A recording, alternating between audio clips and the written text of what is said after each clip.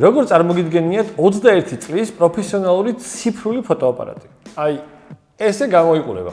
სალამი, მე არტურო ვარ, ეს კი ჩემი ტექ ვიდეოების არხია. ასე რომ აუცილებლად დამასაპორტეთ, გამოიწერეთ არხი, დააკომენტარეთ, ზარისღილა კი აქვე არის და დაალაიქეთ ვიდეო. ეს არის Nikon D70, რომელსაც აქვს აი ესე ცვალებადი ფოტოოპტიკა.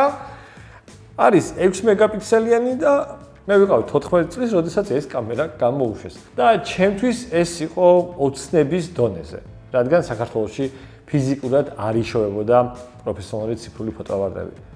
პროფესიონალური რა გითხრა, მაგრამ სამოყრალო დონის მაინც იყო. მაგრამ ესეც არ იყო ხელმისაწვდომელი. ხო და როგორც ერთ-ერთ ვიდეოში ვახსენეთ, ჩემმა მეგობარმა გიომ მაჩუკა ეს თავისი ფოტოაპარატი და დღეს იქნება ამ oldies რაღაცნაირი ტესტი, review თუ რამდენად აქტუალურია დღეს 2025 წელს აი ესეთი ძველი ფოტოაპარატი, რომელსაც ესეთი tiny ეკრანი აქვს და ასევე live preview არ აქვს და მხოლოდ შეგიძლია ესე viewfinder-ში შეგიძლია ნახო გამოსახულება და გაასწორო. ცოტა ნოსტალგიაც კი მომაწვა. ბევრისთვის შეიძლება წარმოუდგენელი იყოს ამ სიძველის ფოტოაპარატი, მაგრამ მე დაახლოებით 2008 წელს დავიწყე ციფრული ფოტოგრაფია და იმ დროს საკმაოდ ძვირად ღირებული ტექნიკა იყო. ვერ ვიტყვი რომ იმას რომ ამაზე ვოცნებობდი, მაგრამ მართლა კაი კამერაა და იმ დროისთვის სასწაული ISO-თი, რომელიც არის 1600. ეხლა შეიძლება არაფერია, მაგრამ იმ დროს იყო აი რაღაც ფანტასტიკა. მაშინ არ იყო full frame სენსორები და ეს თავისი CCD APS-C, ანუ crop სენსორით გამოვიდა. თავის სტანდარტული kit ობიექტივიც აქვს 18-70, ანუ მართლა სასწაულია. ზუსტად იგივენაირად თანამედროვე გამოიყურება, განახებ ჩიპების სხვაობა. ეს არის ჩემი SD ჩიპი, რომელიც აი A7-4-ში მიდევს, რითაც ვიღებ და ეს არის აი 2 გიგაბაიტიანი CF compact flash ჩიპი, ან წარმოიდგინეთ რა მხელა არის. ხო, მოკლედ კამერა ჩავრთე, შევამოწმე, მუშაობს თუ არა, მუშაობს. ელემენტი დავტენე. ეხლა ამ ჩიპსაც ჩავდებ, მოდი ბარემ მე 2 ჩიპი მაქვს მართლა, ერთი SanDisk-ი, მეორე Verbatim-ის. მოდი 2 გიგაბაიტი მას ჩავდებ. თუ არ მეყოფა, მე იმასაც დავამატებ რა. ჩამკეტი არ არის სამწუხაროდ ამას რა, მაგრამ რაღაცნაირია რა. ხო და ჩავსვავთ ახლა. no. Yes. Всё, ჩავსვით, მწვანე ფერი აინთო.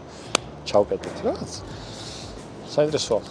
ხო, ეხლა მე ჯერ შევჭამ და მერე წავალ გადავიღებ საინტერესო ფოტოებს. თან ეხლა მზის ჩასვლა არის მალე და იქნებ სანაპიროსკენ რაღაც კაი კადრები გამომივიდეს. წავიდე. დავიწყე ჩვეულებრივი სტანდარტული ფოტოებით, სტანდარტულ პრესეტზე გადავიღე. ერთადერთი white balance-ზე კელვინების არჩევა არ შეგიძლია და მოგიწევს იმის არჩევა თუ რაც არის, ანუ მზე, ღრუბელი და ასე შემდეგ. გადაობა ის არის, რომ timeline-ზე ჩავაგდე ფოტო და ვერ შეავსო 4K frame-ი. ანუ 3840 პიქსელზე ნაკლები არის განში. მე Nikon-ისგან ყველაზე ძალიან რაც მომწონს, ეგ არის ბუნებრივი ნატურალური ფერები, ნორმალური კონტრასტი, ჩრდილებიც ასე თუ ისე იკითხება, აი რა უნდა მოითხოვო 21 წლის კამერისგან. აი ამ კადრში ახლა 50% ახლოს მოვიტან კადრს და კი ხედავთ როგორი შარფია. მაგრამ იმის იქეთ უკვე ძალიან იკარგება დეტალიზაცია, ანუ 100%-ზე მიახლოებაზე უკვე აი დეტალებს საერთოდ ძლივს ხედავთ, ძლივს ვარჩევთ. აი ეს პირველი ტესტი ადამიანზე და პორტრეტზე და ძალიან კარგი ნატურალური ფერები აქვს, სკინტონი იდეალურია, ანუ ოჩახ Nikon-ს ყოველთვის მაღალ დონეზე იყო.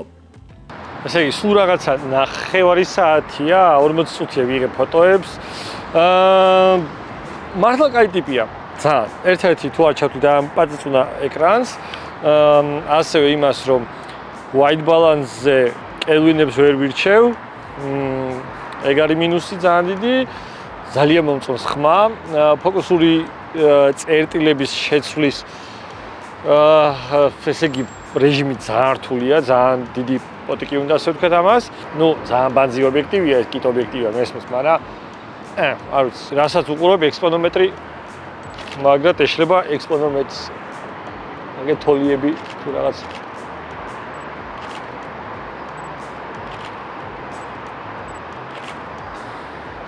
იმედია გავართ კიდე რაღაც საერთოს გამოვიდეთ. ხო, ყველაზე ძალიან დიდი პლუსი, ხმა შათერის უსმინეთ.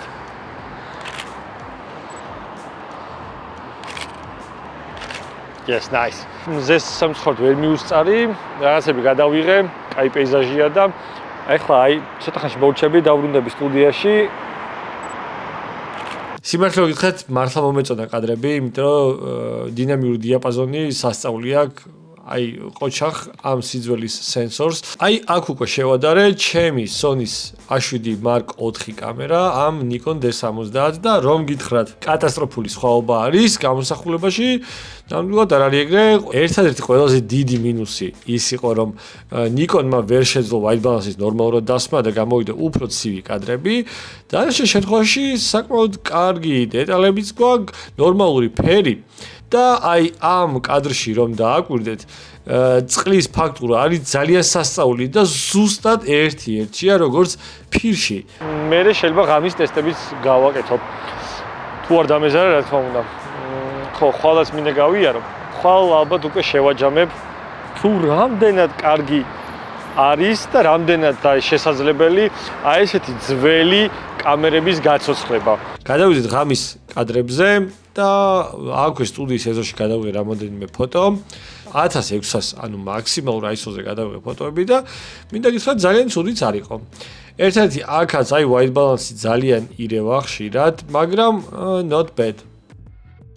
იმ დროსთვისაც კი ძალიან ბევრი თანამედროვე ოპცია ქონდა ამ კამერას, მაგალითად noise reduction-ი, ეგრეთ წოდებული შუმების და gain-ის მოშორება ავტომატურ რეჟიმში.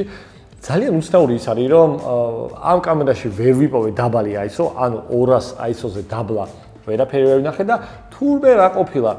ჯერ კიდე ახალ ბედა ციფრული ფოტოაპარატების ეპოქაში იყო ეს და გადმოვიდა ფირიანი ფოტოაპარატების სტანდარტიდან, იმიტომ რომ ძირითადად, როგორც კი იცით, ფირიან ფოტოაპარატებში ISO 200-დან იწყება, კი არის ნეგატივები, რომლებიც 100-მდე და 50-მდეც არის და 25-იც კი არის. მაგრამ ამ კამერას ეღირსა 200 ISO, მაგრამ ძალიან კარგად მუშაობს 200-იც. მაგრამ 1600 ISO რაც უწერია, ძალიან ხმაურიანია. მოკლედ არტუროსგან ამ ძველ დინოზავრ D70-ზე approved. უცნაური ის არის, რომ სულ რაღაც 1 წელიწადში გამოუშვეს ამის ახალი update ვერსია D70S. ეს სენსორი რაც დევს Nikon-ში და ამის შემდგომ ძალიან ბევრ მოდელში კიდე არის დამზადებული Sony-ს მიერ. კი, Sony აწარმოებდა Nikon-ისთვის სენსორებს. და რა თქმა უნდა ამართლებდა, იმიტომ რომ Nikon-ის ოპტიკა საკმაოდ მაღალი ხარისხის იყო. ამიტომაც ესეთი კოლაბორაციის შედეგად გამოვიდა ესეთი კაი ხარისხის კამერები. ეს კი რიგით მზიანი შემოდგომის დღე იყო. ავედით ლისის ტბაზე და გადავიღეთ კადრები. აქ უკვე ექსპოზიციას არანაირი პრობლემა არ აქვს. ფერებიც ასე თუ ისე ნატურალური არის და ისევ ტესტავ პორტრეტებს, აგერ ჩემი დანიელი. სკინტონებში ყოჩახ ცოტა სადღაცა ჰაილაითებში მირბის, არის რაღაც გადამწვარი ზონები. დანარჩენი სკინტონი არის საოცარი. იმის მიუხედავად რომ ცვალებადი დიაფრაგმა აქვს ამ ობიექტივს, ძალიან კაი პორტრეტები გამოვიდა. აქ როგორც იქნა ამ მზის ჩასვლაზე უკეთესი ფერი მქონდა და შეგიძლიათ ნახოთ დაათვალოთ რა ლამაზი ფერები მივიღე კადრში. ძალიან დიდი რეპორტაჟი გადავიღე და მინდა გითხრათ ძალიან კმაყოფილი ვარ, იმიტომ რომ ძალიან კაი ფოტოები გამოვიდა. კარგი, სტაბილური, ნორმალური კონტრასტით, კარგი ფერით, დეტალიზაციითაც ძალიან კარგი იყო და მინდა ისევ აღიარო ის რომ Nikon-ის კამერები არის wildlife-ისთვის განკუთვნილი, იმიტომ რომ ძალიან კარგ პეიზაჟებს იღებს, ფერს სვავს ზუსტად და ეხლაც დიდი სიამოვნებით თანამედროვე Nikon-ის კამერითაც გავერთობოდი.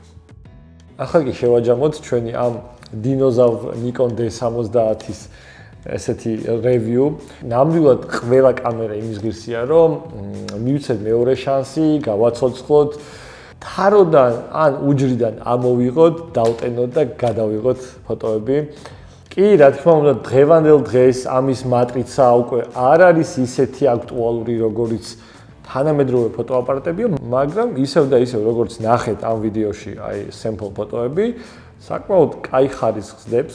კი, რეზოლუცია აქვს ძალიან მცირე 6 მეგაპიქსელი და არ შეგვიძლია რაღაცების მოკროპვა და ახლოს მიტანა, მაგრამ ისე როგორცაც გადავიღებთ მიზუმის გარეშე, მიკროფის გარეშე, საკმაოდ კაი ფოტოებს იღებს.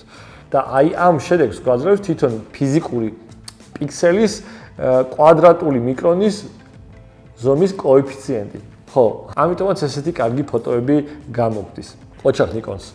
ძალიან დიდი სიამოვნებით შევიძენდი Nikon-ის ახალ Z სერიას.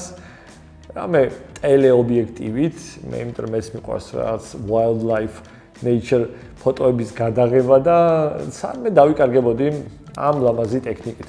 მე არტურო ვარ, ეს კი ჩემი ტექ ვიდეოებია, ასე რომ გამოიწერეთ ჩემი არხი, დააკომენტარეთ, დაწერეთ კომენტარებში თუ რა გინდათ რომ გავტესტო, ან განახოთ, ან რის რევიუ გავაკეთო.